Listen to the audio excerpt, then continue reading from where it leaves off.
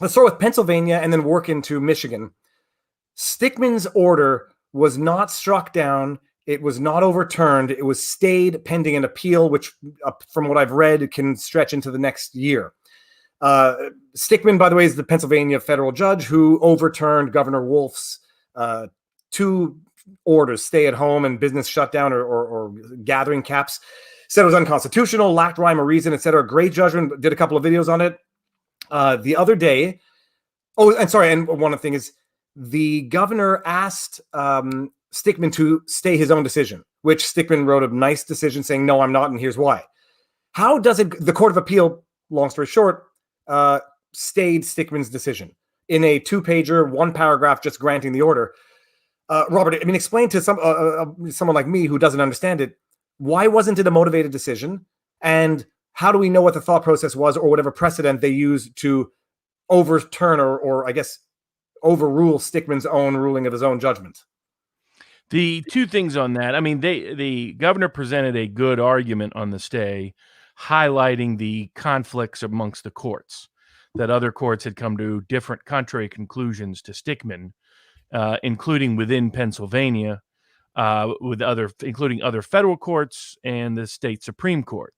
And then they could cite to other federal court decisions, like the Seventh Circuit decision that Barrett was a part of, and others that had ruled the opposite direction. Particularly, and as we noted, Jacobson was the entire predicate of their argument for the most part, taking issues with Stickman's saying that precedent doesn't apply in the manner they want to project. So there's the legal side of it, which is they have an above average argument for a stay based on the conflict between the courts in making a decision about the question. And I do think the big backdrop here is Barrett's nomination. If you're on the Third Circuit or any federal judge, they pay attention to all those kind of issues in great detail. They see the political tea leaves as likely to favor the lockdowns being held constitutional by enforcing Jacobson across the board. That's my political read, because you had 2 W appointees here, 2 of the 3. The chief judge of the Third Circuit's a W appointee.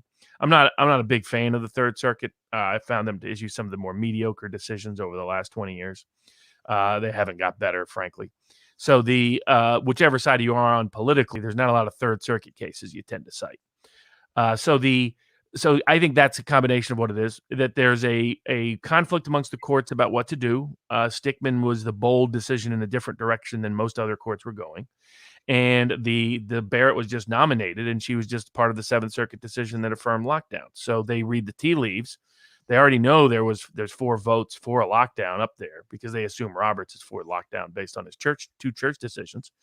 And that's why combined, they think the political tea leaves go in that direction rather than the other direction. And then to some degree, it's what is shocking was what some of the arguments the governor made. The governor basically argued that there was no harm of any kind to denying people their constitutional liberties, number one. Number 2, went further, and he claimed the only injury could be physical or medical injury of those who somehow get COVID and suffer consequences from it only because the lockdown policies are not in place. The second thing is the arguing that basically there is no right to a living, no right to make a living. They're pushing that even further. They want the court to affirm that the line of decisions from the late 1800s, early 1900s no longer applies at all. That would be a terrifying precedent to establish. And then third, the degree to which they are promoting Jacobson as a precedent moving forward. I mean, if their logic is upheld, there's a clear exception to the Constitution whenever you just say the words public health or emergency, because they actually play it out. They say there are no rights or liberties. If somebody's health is at risk, we can suspend any right and liberty because we're protecting the liberty of those whose health might be in danger. That the rationale or the reasoning behind their affirming Jacobson, it's pure 1984 doublespeak. They basically say, which they managed to cite 1984 in their brief as if it's counters, like the degree of delusional thinking here. You guys are making the 1984 argument, but somehow you're citing it as the contra. That part was terrifying.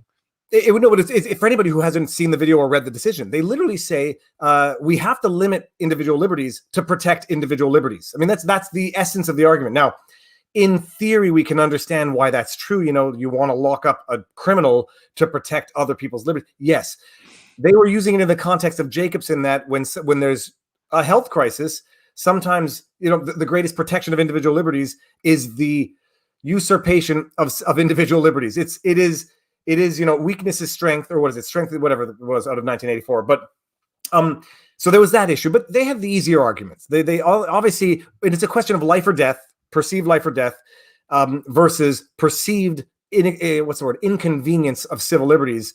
I just say from a judge's perspective, which one is the easier one to go with, especially since certain measures have been, suspended indefinitely, and others are sort of don't put an end to your business; they just severely cripple it. So I can understand they have the easier argument. But how does it happen that they just render the decision one line or no justification? That frequently happens on stays. So as a whole, stays are rarely granted. So it was intriguing that they, to a certain extent, they granted it, but it means that they have not made up their minds as to what they think, and they didn't want to show their hand, and didn't want to pre-commit to any particular position, so they just granted it and did nothing else. It doesn't, and there was no dissent, which was interesting to note. So it's a warning sign that it was my interpretation of Barrett. It's the reason why I said as soon as Barrett was nominated, I was not going to be pursuing any more lockdown litigation until that got resolved, because every judge in America is going to interpret it that way. The people on the right who are pretending she didn't issue the decision she did, that's not how judges are going to read that decision. They're going to see her as a fifth vote for lockdowns, as a fifth vote for Jacobson. And consequently, they're going to be much more assertive and much more aggressive on that side of the line. Stickman was the one willing to be bold and brave.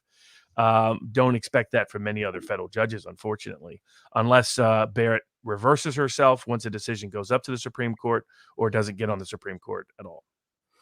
Yeah, and I just pulled up a super chat here. It was Christopher Schaefer.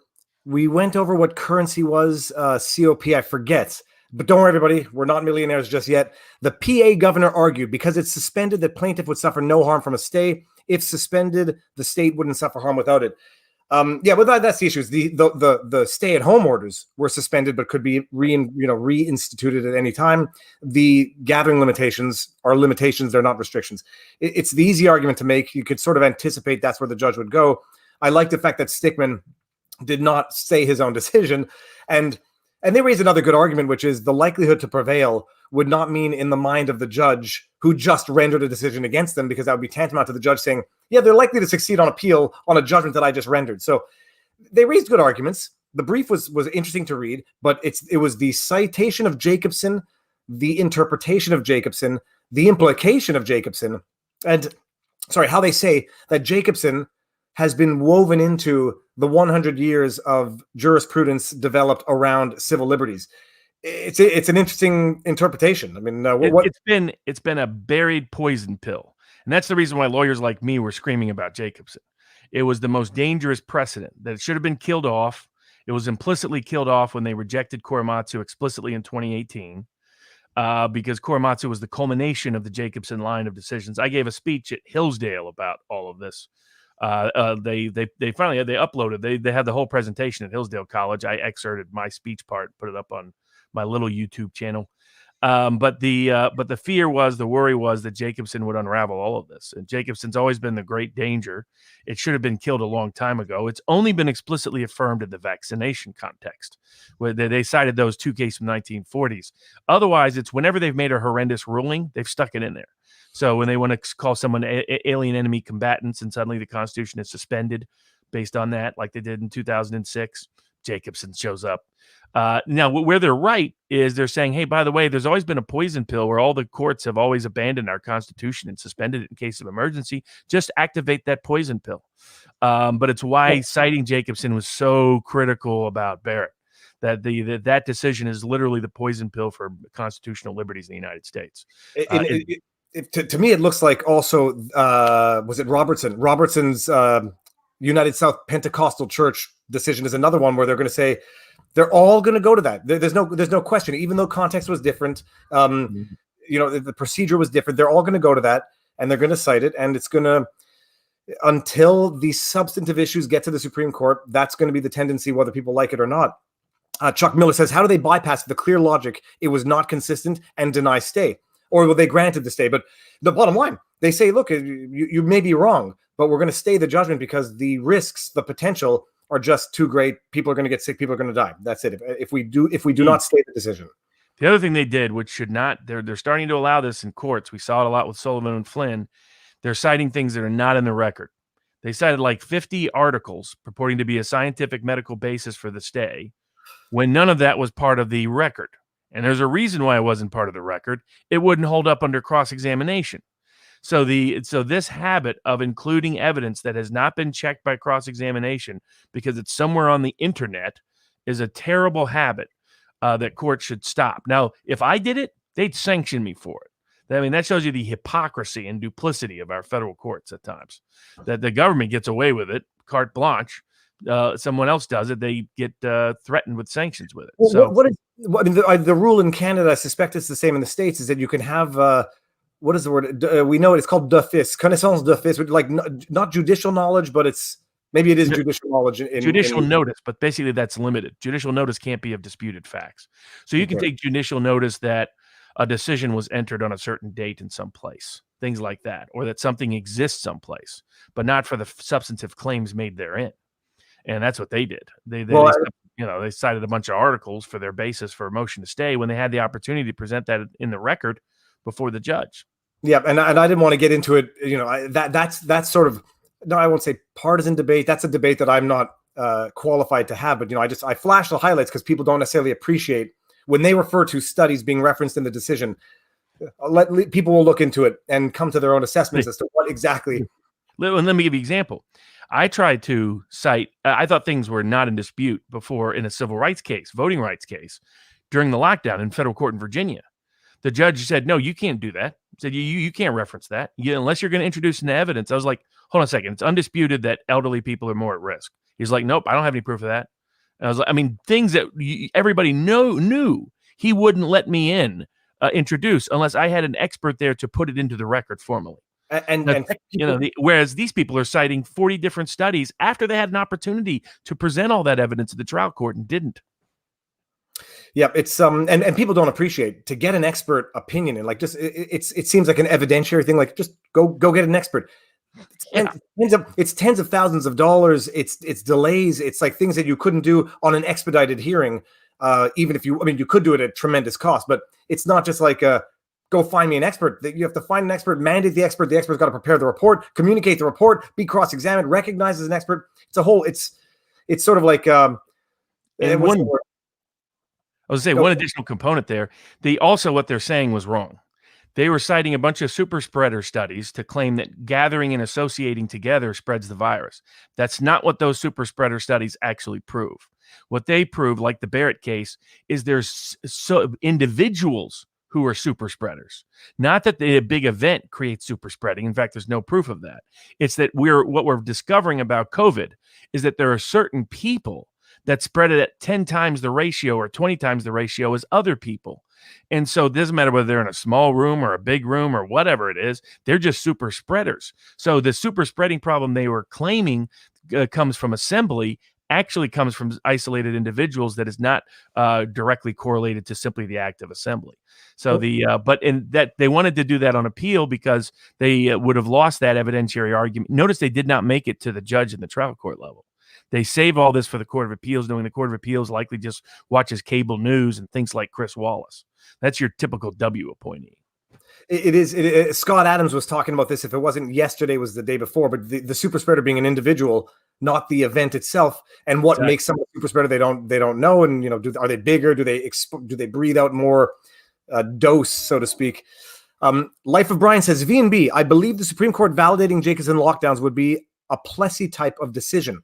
How do citizens pursue citizen state nullification non-compliance measures when this happens? What is a Plessy type decision? Do you want to explain that, Robert? Sure. Plessy v. Ferguson, which is what established segregation in America. I mean, you go back and trace the Supreme Court history.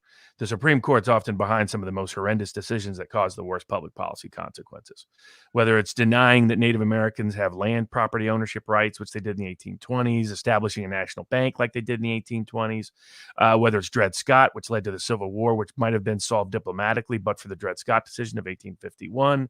Plessy v. Ferguson, basically, along with the slaughterhouse cases, denied due process for occupational rights, and most importantly, legitimized and justified segregation. And it led to the civil rights problems we had for the next 60 years.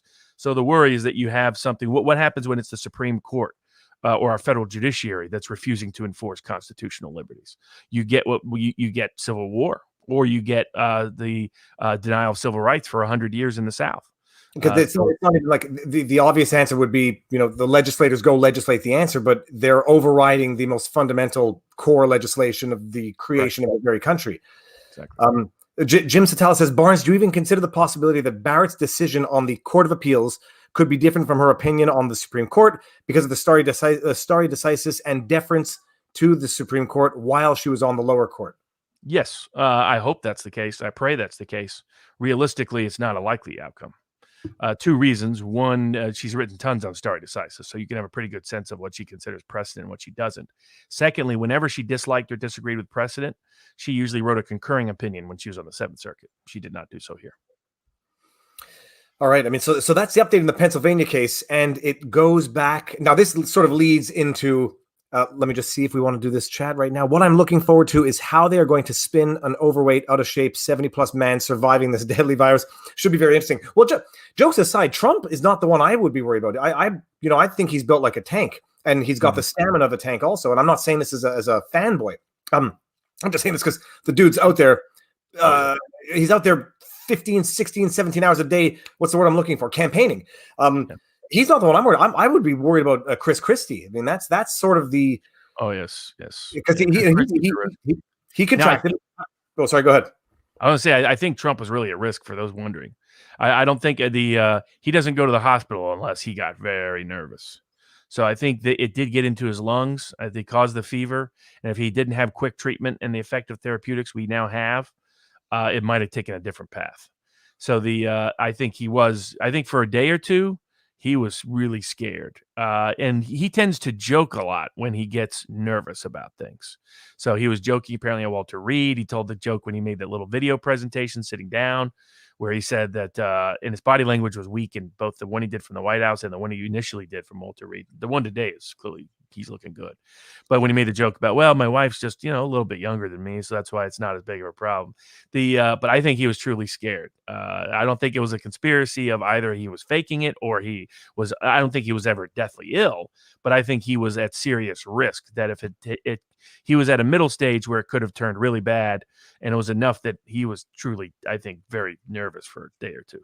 I see. I look at it the different way. I think he probably didn't want to go, and they all say like this is the most quite clearly the most important moment, and if something happens, we can't have not had you where we needed you.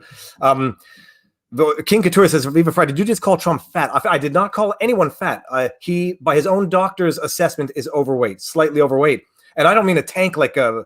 I mean like a sturdy tank. I think like he's got stamina and he's got strength. Oh yes. Okay, so this is the perfect segue now from staying Stickman's decision to overturning